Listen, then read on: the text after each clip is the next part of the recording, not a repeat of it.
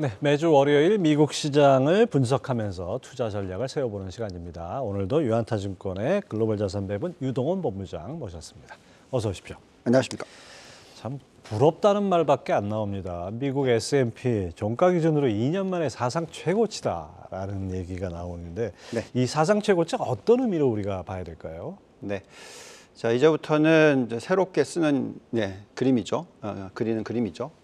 앞으로 얼마나 올라갈지 이 부분들을 이제 계속 분석해서 나가야 될 텐데 어쨌든 의미는 큽니다. 이번에 이제 탈환을 했기 때문에 앞으로 추가 상승이 계속 있을 수 있다라고 저희는 판단을 하고 있고요.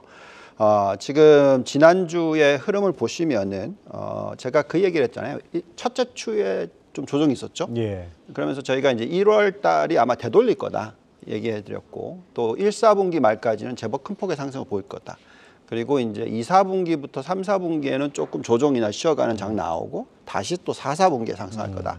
이런 식으로 좀 예측을 해드렸는데 어쨌든 지금 거의 다 돌렸습니다. 그러면서 지금 최근 한 달 올해 연초 대비해서 S&P 500이 1.4% 상승을 했고 또 나스닥 같은 경우는 2% 상승을 했고요. 여기 지금 차트 보시면은 이제 2022년 고점을 완전히 뚫고 올라가는 모습 안착을 했습니다. 자, 그 이후에 어떤 상승이 일어날지에 대해서 저희가 좀 생각을 해보면요. 저희가 이제 이런 차트도 보여드렸었는데 과거에 작년 11월, 12월 두 달 동안의 상승폭이 10% 이상이었던 적이 6번, 작년까지 더하면 7번이 있었고요. 예. 그 6번 있었던 시기에 1월 달을 보시면 83.3%의 확률로서 상승 마감을 했다. 얼마나 2.4%. 그다음에 이제 1분기 말까지는 거의 100% 확률로서 상승 마감을 했고 6.6% 상승을 했고요. 연간 단위로 보면은 100%의 확률로서 얼마나 19.5%가 상승했다. 자, 그럼 이제 여기서 중요한 숫자는 이런 거죠. S&P 500이 1월 말에는 4,885, 1분기 말에는 5,000 넘고 연말에는 5,700. 이 정도의 숫자가 나올 수도 있습니다. 물론 제가 볼 때는 5,700이 나오려면은 정말 많은 좋은 일들이 있어야 될 것 같고요. 어쨌든 지금 현재 시점에서는 미국 증시가 역사적인 고점을 써 나갈 거다라고 예측하고 있습니다. 예. 그런데 본부장님께서는 이제 현재 미국 그 국채 장기 10년물 금리가 연 4.12%보다 더 올라가면 나스닥이라든지 S&P 500이나 러셀 2000 중소형주들 상대적으로 좀 떨어질 거로 보셨어요. 이건 어떻게 봐야 됩니까? 네. 자, 그래서 이제 저희가 계속 얘기해드리고 있는 부분이 선택과 집중이 중요하다.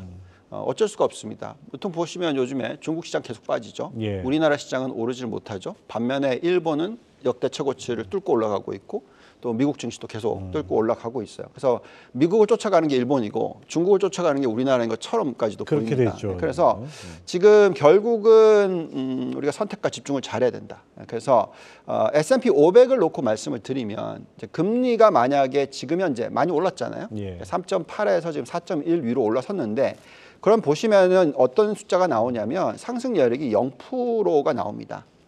근데 그래도 여전히 지금의 금리에 계산을 하더라도 나스닥 100 같은 경우에는 17% 이상 그리고 나스닥 전체 2,500개 기업이니까요. 예. 100개 기업이 아니라 한 11% 정도. 이 정도의 매력이 있어요. 그래서 우리가 얘기하고 있는 부분은 선택과 집중을 많이 하셔야 된다라고 얘기해드리고 있고요. 그렇다면 S&P 500은 그럼 팔아야 되느냐? 그건 아니라고 말씀을 드리고 있습니다. 왜냐하면 차트를 한번 보시면은 지금 10년 국채 금리가 그만큼 시장을 왔다 갔다 하게끔 하는데 보시면은 여기 오른쪽 끝에 보시면은 이렇게 빨갛게 꼬리를 달고 내려오고 있죠. 그래서 이제부터는 아마 금리가 더 추가로 올라가기보다는 하향 안정화 될 거다. 얼마까지? 저희가 생각할 때 한 3.5%까지는 하락할 수 있을 거다라고 지금 예측을 하고 있습니다. 자, 만약에 그렇게 된다 그러면 S&P 500의 매력도가 훨씬 높게 나타나요. 다시 한번 보여드리면 아까 보여드렸듯이 지금 현재 금리면 0%의 상승 여력인데 만약에 연말까지 금리가 10년 국채 금리가 3.5%로 떨어진다라는 것을 반영했었을 때는 5,200포인트가 나옵니다. 그래서 금리에 민감하지만 금리가 하락할 확률이 더 높다라는 게 중요한 포인트일 것 같고요. 또 더 중요한 것은 만약에 경기 침체가 올해, 내년, 내후년에 일어나지 않고 안정적인 2.2%의 성장률을 보여준다라고 계산한다면 이렇게 복리로서 상승률이 높아지게 되는 겁니다. 그래서 2026년 말까지 굉장히 높은 폭의 금리가 4%이던 아니면 3.5%이던 간에 높게 나타난다라는 게 큰 의미가 있겠고요.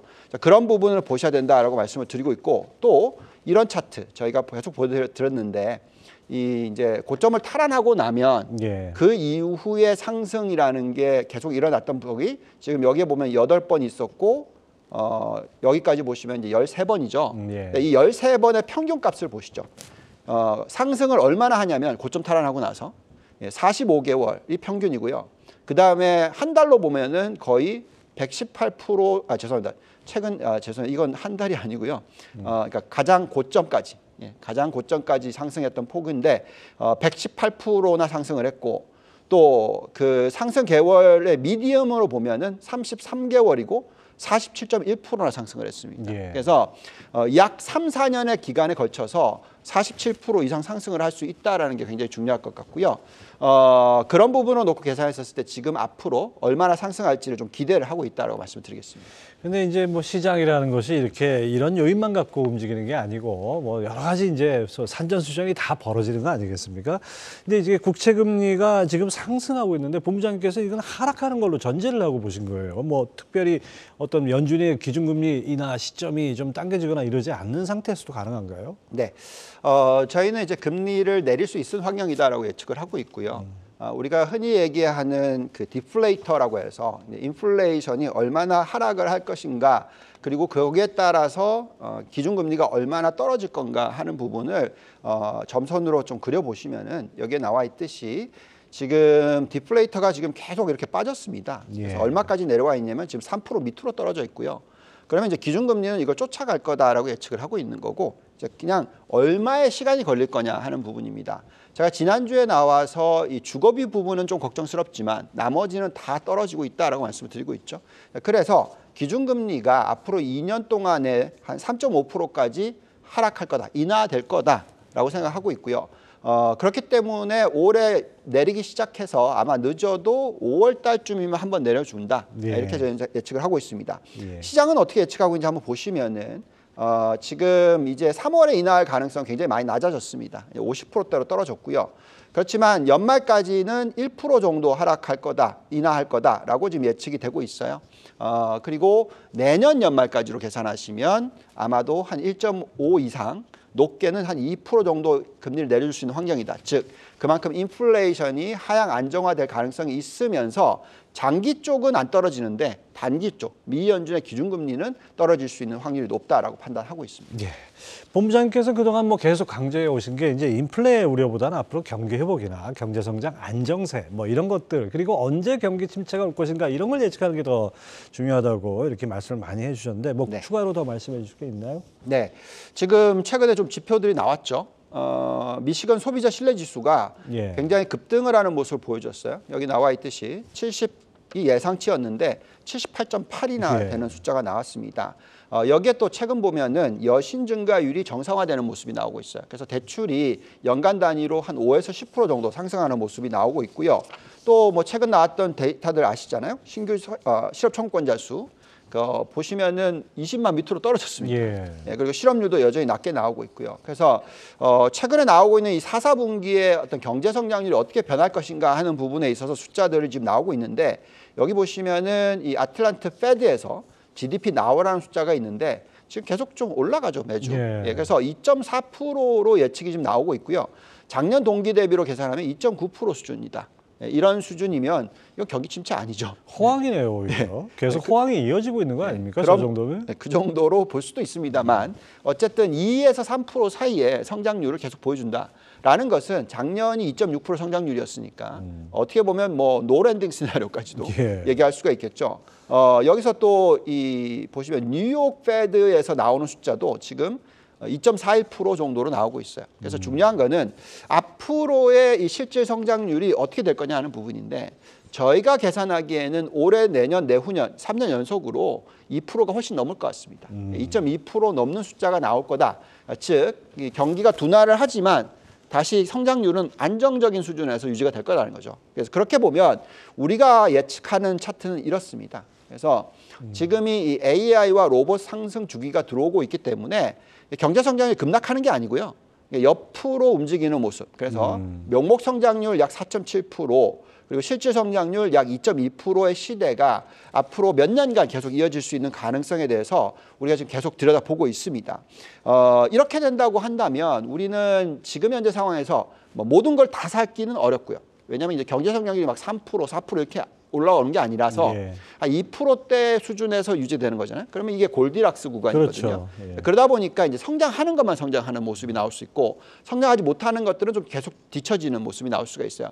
언젠가는 모든 것들이 다 상승할 겁니다. 그래서 이제 그때 타이밍이 중소형주를 사야 되는 타이밍, 또 뭐 다른 원자재 관련된 주식들을 사야 되는 타이밍 이런 것들이 오겠지만 지금 현재 시점에서는 여전히 선택과 집중을 해야 된다는 것이고 2%에서 한 2.2% 정도의 성장률이 앞으로 장기적으로 계속 유지된다면 이 성장을 이끌어주는 업종으로서 투자할 수밖에 없다. 이 얘기를 계속 해드리고 있습니다. 결국 뭐 IT, AI, 로봇 이쪽으로 갈 수밖에 없다는 얘기인데요. 네. 그러면 이제 글로벌 자산 배분의 포트폴리오 뭐 좀 약간 변화가 있습니까? 네, 변화가 별로 없습니다. 예. 예, 여전히 그 수익률이 계속 들어오고 있고요. 특히 지난주 금요일 같은 경우에 뭐 정말 급격한 상승을 보여주고 있는 IT 업종입니다. 그래서 저희가 포트폴리오 구성을 얘기를 할 때 계속 말씀을 드리는 건데 경제 성장률이 떨어질 것 같다 보이지 않는다. 그러면 실질 성장률이 2.2%에 인플레이션 2% 정도를 더하면 사실 금리가 4% 미만으로 떨어지기가 2.2 더하기 2 하면 4가 넘잖아요. 그렇죠. 그래서 3.5까지 떨어진다고 하는 것도 좀 굉장히